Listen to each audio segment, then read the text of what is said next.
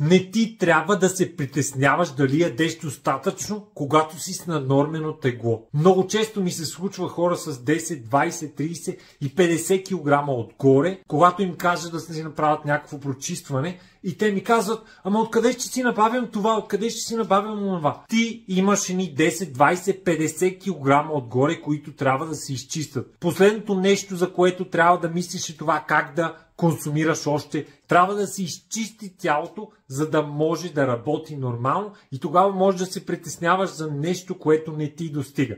В повечето случаи имаш предостатъчно неща, които трябва да изхвърлиш. Разбира се, не говоря, че не трябва изобщо да ти пука какво ядеш, но когато си правиш някакво прочистване, ти трябва да оставиш тялото да успее да изхвърли нещата, които си му наблъскал с години и чак тогава можеш да се притесняваш за това, което консумираш и да се насочиш към това какво е необходимо, за да захраниш тялото правилно. Хареса, ако това видео ти е било полезно и ме последвай за още съвети за това как да изчистиш тялото си.